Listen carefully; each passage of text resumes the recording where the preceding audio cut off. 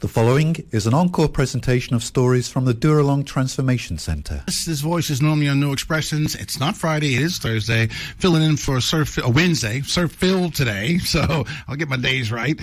He's off skiing or something, I'm not sure. Something that, you shouldn't be doing. And we're still keeping up with the Dooralong peeps. And today we got Zach in the chair. Good morning, Zach. Good morning. How you going? I am doing well. Now, your counterpart who came in here the other Wednesday had Raiders on her jersey. Now, you've got something on it, but it's written across the shoulders. I cannot read that. I've been trying to for the last 10 minutes. What is it? Everlast. Yeah, moving on. So, anyway, Zach's an Everlast guy. We won't hold that against you, Zach. So Zach, you're at Dooralong? I'm at Dooralong, yeah. And how long have you been there? I've been there since the 1st of February this year. 1st of Feb. Yeah. Ah, okay. You loving it? Loving it. Oh. It's the second time around. I've actually been there before. Is it? Yeah. You came back as chapel night, was it? That's about it, yeah. So tell me, where are you from? I was originally born at Cessnock, up in the Hunter Valley. Really? And grew up in Maitland. You grew up in Maitland? Yeah.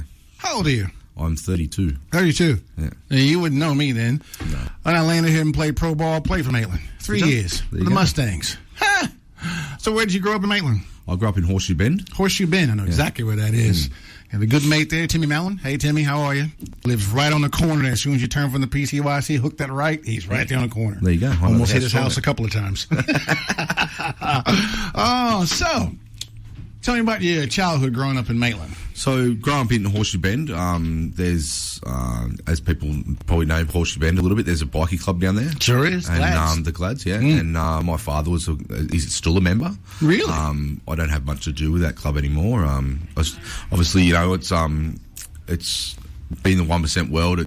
I now grew up in the same street, as the clubhouse, and it grew in. I grew into that club realistically in a very young age, which showed me drugs, alcohol, and all that sort of stuff. Right.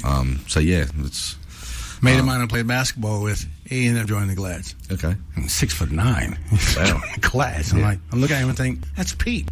But what are you wearing? Hang on. That's Pete. But what are you wearing? Hang on, dude. And it's like, hey, we're going to the ledge. Okay. And here we are having a good old conversation. Quite well. You know him? Yeah. We're having a conversation in Nelson Bay, sitting right in the middle of the street, and he's got all his gear on, and he's a black man from America. Picture that. Yeah. Caption that. I love my ledge. He's a good guy.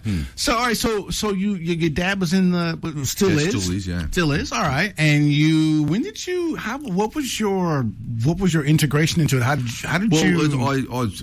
He was in the club when I was born, so it's a legacy thing. So it was sort of, it was a legacy thing. Yeah. And so I was just, like I said, I grew up in the same street. The clubhouse was they had the pool there and all sort of stuff, so I sort of grew up there.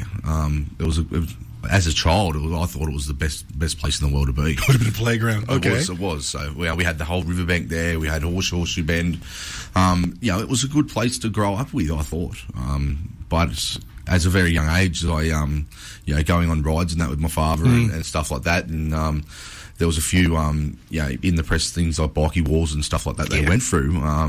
As I experienced that at a very young age, I was like 10 years old and seeing my first dead body on the side of the road and stuff like that, which was very, very harmful. So when was your integration as fully aware, conscious, not adult, but teenager, knowing I'm going to actually have a life in this? When did that kick in? I probably from a very young age, probably around the 10 years old too. Really? My dream was, I remember sharing at primary school, and my dream was I was going to be president of that club. So I was sort of I made that life my life at a very young age. But at 10. Were you fully aware of what that club? No. Yeah, okay. No, I wanted to ask that. I was fully aware when I actually moved from Maitland and went to Gunnedah. That was in my early 20s. Yep. And just trying to get away from the drug scene and all sort of stuff because I was already addicted at that point. And thought Gunnedah would be a fresh start. And obviously I went with myself to Gunnedah and...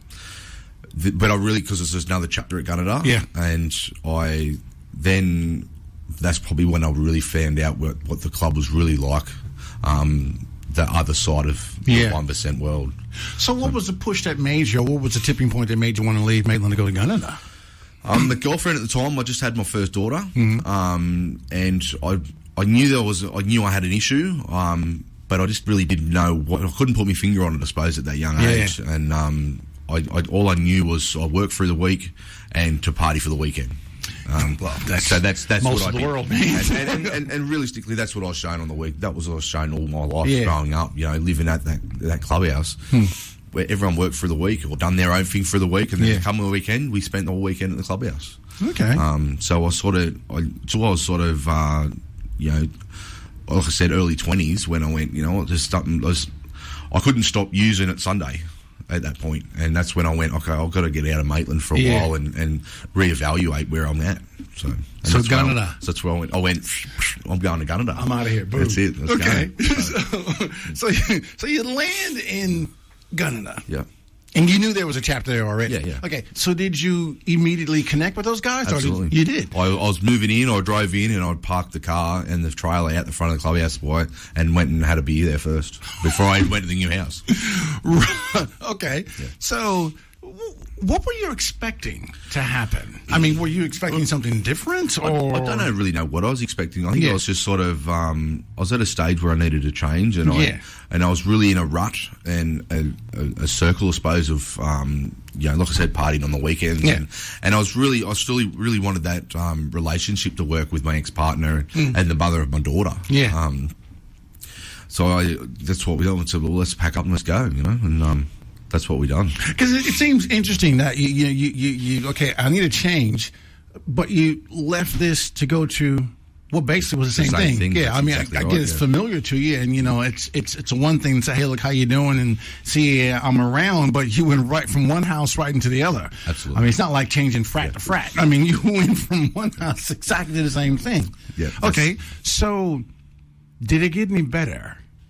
For a little while. Because it was, new surroundings. Until I found the drug scene in Gunnedah, that's when it went back downhill. Right. So. Now, I realize because of your affiliation or ex-affiliation, you can't talk about, a whole lot of things. I get that. Yeah. But there's a criminal element there. Absolutely. Yeah, everybody knows that. So were you being drug into that as well as being a user? Were you being drug into that side of things? In a way, probably. Subconsciously, probably didn't know that at the time. Yeah. Looking back at it now, absolutely. Okay. Right. So, curious, your partner, did she come with you? She went to Gunnedah with me, yeah. She was with me? Yeah. Okay. And we end up having another daughter at Gunnedah. All right. We're not together now, but we're really good friends, which is good. Okay. So, that relationship, did it last Gunnedah, or did it? Well, we split at Gunnedah. She moved back to actually here on the Central Coast. She moved to. She lives at Maitland again now, but so her parents are here on the coast. Right. So. Okay. Okay. So how long were you at the? I don't want to say chapter, but in Gunnedah. I was at Gunnedah from. It was about 3 years I was up there. I suppose I should learn how to say it right. Gunnedah. Gunnedah. 30-some-odd years here. I'm still learning Gunnedah. Yeah. So 30-something. So how long were you there? So I was about 3 years. 3 years. 3-4 years, yeah. All right. So I'm going to shoot something in the dark. When did you first realize you actually needed help with the drugs? When docs come into my life at Gunnedah, and they took my daughter away from me, my eldest daughter, and they said, you have a drug problem. What age were you? 23. And you weren't living in the clubhouse. You actually had your own premise, correct? Yeah. Okay. Wow. All right. Okay. Yeah, so was alcohol a factor in there at all, or was just? I never thought alcohol was a problem. Yeah. But looking back, since being in rehab twice, and looking back now, going, you know what, there was a beer in my hand all the time. You know what I mean? But it wasn't an issue. My thoughts. Yeah. I mean, you walk out on the street, you're going to see some guy with a beer in his hand here. So it does look like it's pretty much socially acceptable here. Yeah. Although it can be a silent killer. Absolutely. It can. Absolutely. Wow. Okay. So age 10. You first became aware of your surroundings and thought, this is great. Yeah. And then, progression from there to realizing I need a bit of a change to gun it up, but then going back into the same scene, and then child being taken off. But at that stage, you got 2 children, and you got to the realization that, hang on, something's got to change. Something's wrong. Did you have any idea of how you were going to change that? Would not have had a clue. Wouldn't have had the first clue. That was my first, when in that week with my daughter got taken and stuff like that, and completely lost, completely drug dependent. You went down the rabbit hole a bit, I went down the rabbit hole, absolutely. yeah, I know. Well, sometimes we actually find ourselves, in the pit. That's when we come to that realization. Hang on, there's more to life than this. But that's one of the things I said. I said there's got to be something else. Amen. This can't be just life. Surely there's got to be a better life than what I'm doing. Okay, so a question for you, and I've got to ask it. At that point, did you have a hog? Were you riding a bike? No. You never had a... I never had a bike. So I had a couple of bikes through the time, but never got a Harley or anything like that. Oh, isn't that a prerequisite though? You got to have a Harley. Well, you do, but unfortunately, or fortunately, I had a major drug problem that took all my money. It just didn't allow you to. It didn't allow me basically to, have that thing. Okay, yeah. I get that. Yeah. All right, look, let's pop to a song. Let's come back and you just said that you realized that there was something better than this you needed to tell. But we're gonna. I mean, we all know what that is, but I'm interested to see how you got there. Okay. Terry, light it up. Off air, we're finding that we have more in common than we thought. We know same people, and I think I know your dad. It's not scary. Oh my goodness! So Zach, you grew up in Maitland, Horseshoe Bend, practically in the Gladiator House, bike house. Your dad's still an active member. Yep. You became a member, but you were always there from age 10, from the best you can recollect. From hang on, you know where you are, and almost what this is about. Had a child there, decided you needed to change. Off to Ghana you went, but found yourself in this, same thing, the Ghana chapter. And at a point in your life when you were, 23, you said? 23, that Doc showed up at your door and removed one of your children. Just one or both? Just one from your care. Yeah. And at that point, down the rabbit hole you went, but you had that wake-up call. Mm-hmm. Like, there's more to life than this. Yeah. Okay. So, I like to explore journeys from this to either Christianity or rehab. It's usually two routes. Yeah. Which one did you take? I took rehab first, which was here on the coast. Was it Dooralong? No, it wasn't Dooralong to start with. It was Niagara Lodge. It's just a little rehab, 6 blokes there. Yeah. It's like a halfway house, more sort of thing, but introduces you to the 12-step program of NAAA. He doesn't make you go to church or anything like that. So I really didn't explore Jesus and God at that point, but obviously from the NA and AA program, they have God in it, and it's obviously the God of your own understanding, but really just took that on board as a bit of a. Like I don't know why, but I always had an open mind to God and churches and stuff like that, and I in that rehab, I met this girl, and her stepfather was a deacon at C3 at Tuggerah. Okay. A few years back now, and then so she sort of introduced me to C3 at Tuggerah. Yeah. And then I met a guy there named Marcus, who actually works down at Dooralong and stuff like that as well. And he was manager there at the time. Yeah. And it was Easter. It was a Good Friday session there at Easter. Good time. And I was at church, and he was on stage, and he was telling his story and all sort of stuff. And I went, he's telling my stories in a way. And I went up and met him, and I told him where I was at, and he goes, I'm a manager at Dooralong, and I'm like, how do I get there? You know what I mean? Like, and that was my first time into Dooralong, and when I went in there, I obviously it's a Christian-based program and stuff like that, and really, I always explained it as where I met me and where I found out who I really was, and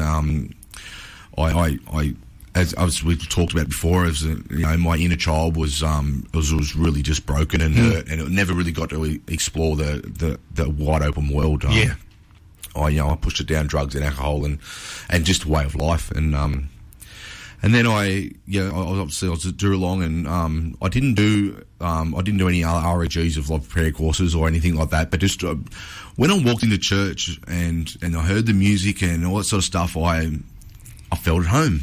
I just felt different, and I felt free, and so I went there for that. My mind still wasn't. I couldn't understand what they were talking about or when they were preaching and all that sort of stuff. But when I heard the music, I just felt as one, I suppose. And it's the power of Christian music. And that when and I stayed clean for 3 years from that rehab. And were you with wife and the children? No. I was still I left that person because she was still in active addiction as well. Right. Okay. So I stayed clean for 3 years.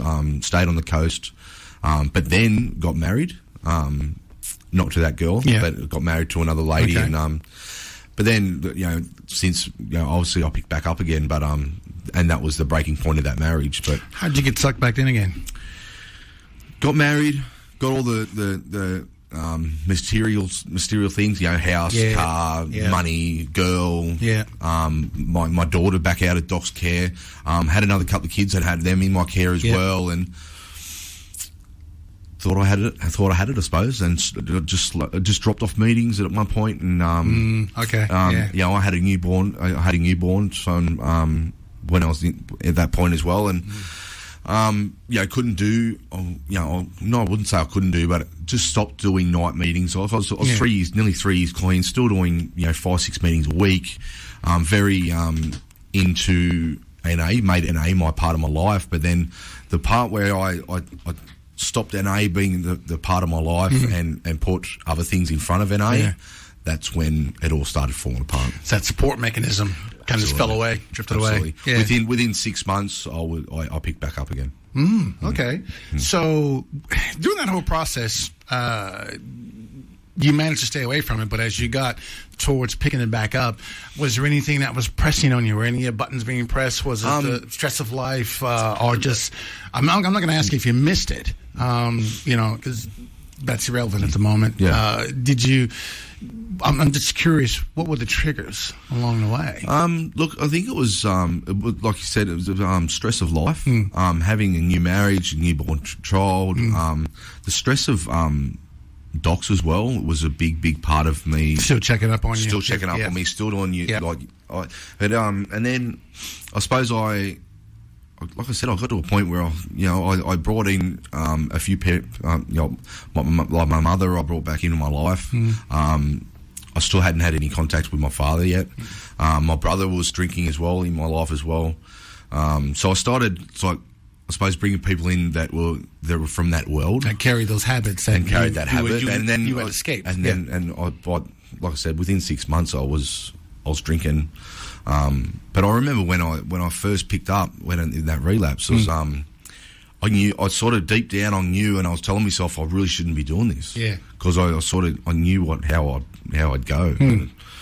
4.5 years later, I ended up back at Dooralong. So did your wife know? Did she know that you were? No, I kept it from her for a couple of weeks. Wow, it's hard to keep anything from a wife, dude. Absolutely, you're very good. That's a well done. You get a badge for that one. So that's tough. So okay, so you relapsed. How, when, where, what'd you do? Who found you? How'd you get back to Dooralong? Well, it took 4.5 years to get back to Dooralong. Yeah. Well, so I was in Dooralong. That's after the relapse? That was after a relapse. So I stayed clean for 3 years from Dooralong, and I relapsed from then. So it took then another 4.5 years, and then back at Dooralong. Wow. So where were you for those 4.5 years? Back at Maitland. Back in Maitland? Back in Maitland. Clubhouse? No.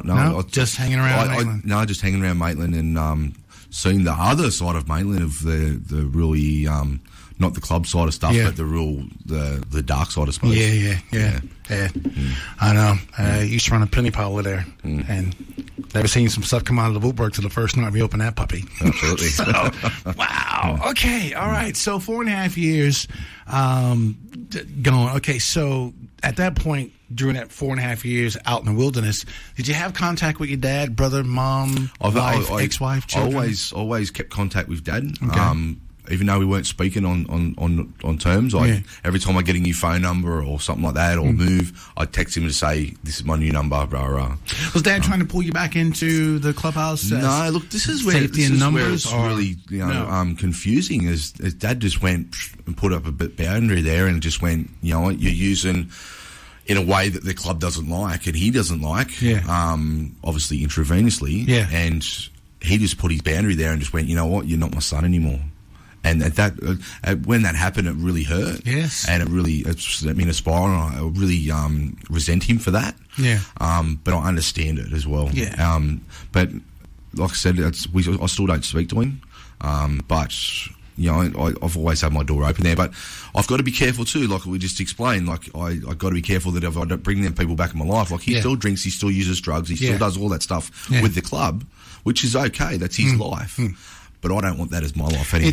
It's a tough area. You know what I mean? So it is a tough area because there's love there, there's connection there. That's your father. You know, I get that. And you guys obviously were tight from a very young age. He introduced you to that scene, but that scene is what is detrimental to your well-being. So it's a tough road to walk because where naturally you want that close relationship, it's the very thing that's going to actually do you in. So, no, I get that. Yeah. Oh, goodness. It is Wednesday. It's a Dooralong. Our guest today is Zach.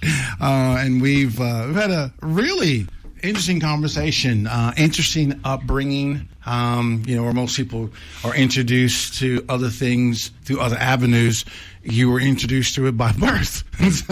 And a long journey to your first stint and exit of Dooralong, the 4.5 years of, okay, how did I get here again? How did you get back to Dooralong? I come back to Dooralong through the drug court program. So I've ended up in jail, driving without a license, drug driving, all sort of stuff, multiple times. So I ended up in jail. And not wanting to be there. Yeah, no one really does. It's really not a nice place. So opted for the drug court program on the real big hope that I'd get back to Dooralong. Okay. So there was no guarantee. It's just there was no guarantee, but I wouldn't be in jail anymore, which is a nice thing. So, and so that was September last year that I went to jail, and they didn't. Unfortunately, I didn't end up at Dooralong straight away. I ended up at another rehab in Coffs Harbour named Adele House. They're a Christian-based program now with the Salvos. They've partnered up with the Salvos as well now.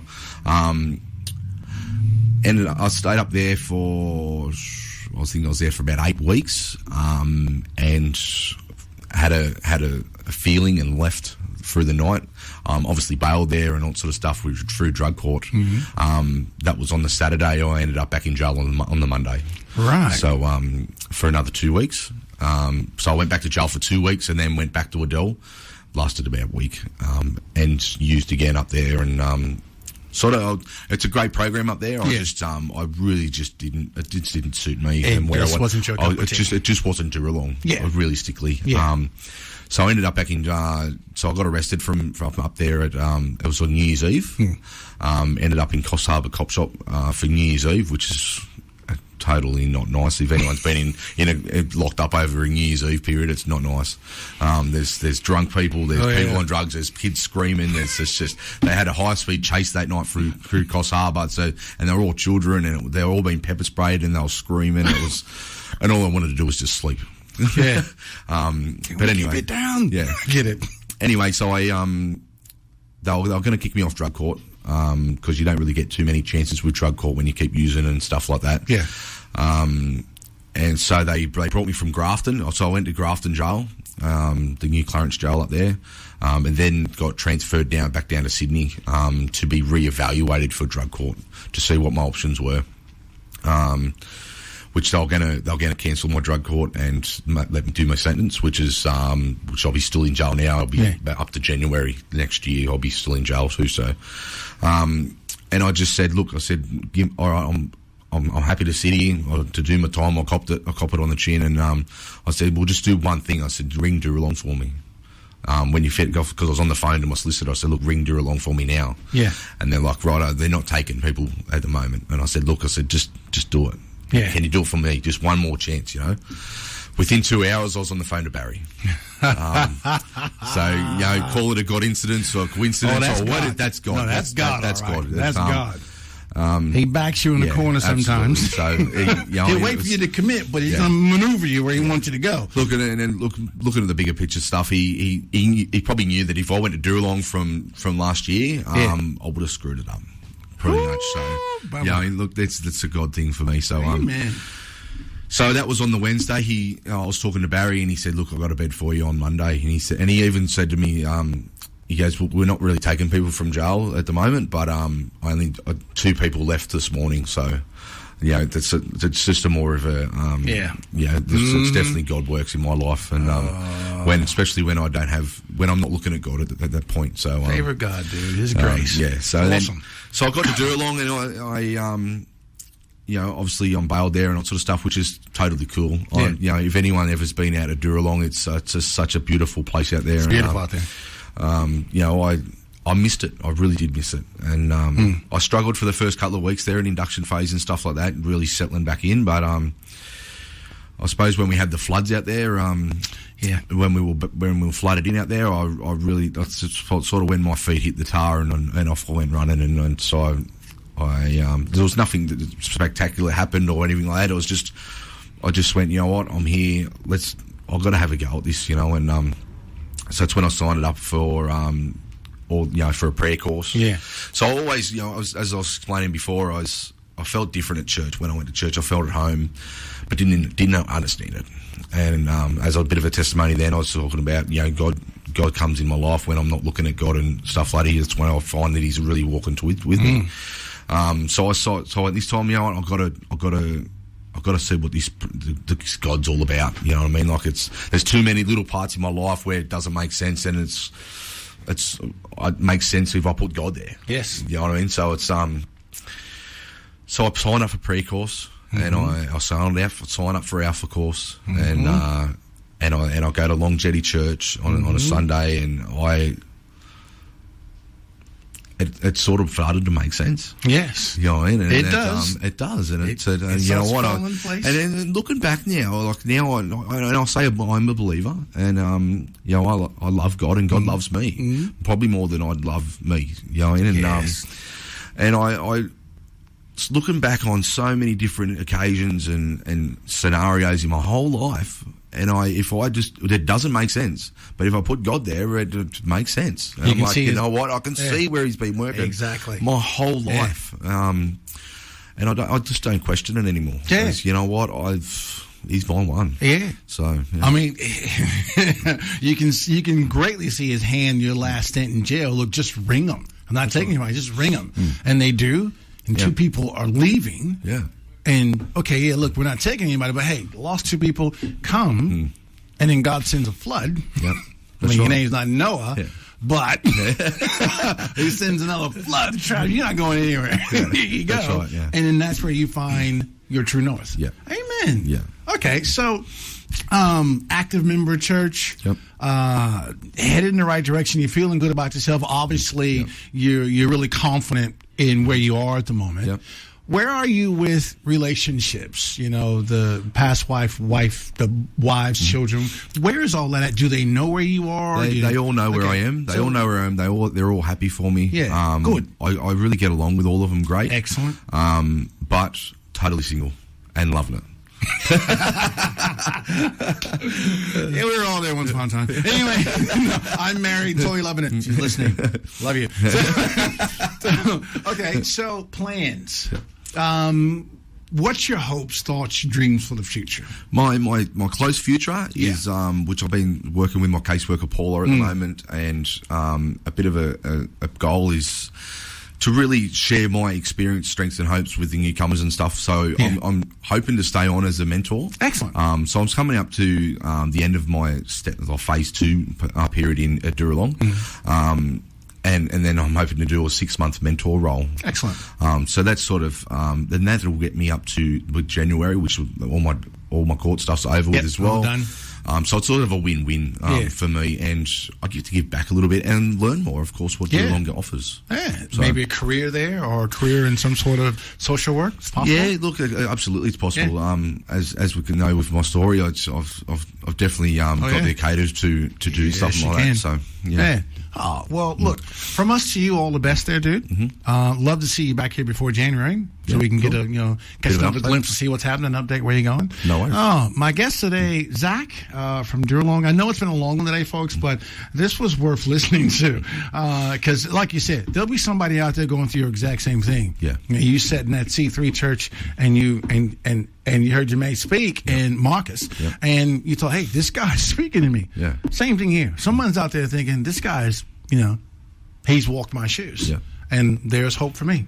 Oh, thank you for coming in and sharing that, man. I really appreciate worries. that. Anytime. Awesome. Have an awesome... You've been listening to an encore presentation of the Dooralong stories, which can be heard live every Wednesday at 10 a.m. and repeated 8 p.m. Sunday and 1 a.m. Wednesday, right here on 94.9 rema.cc.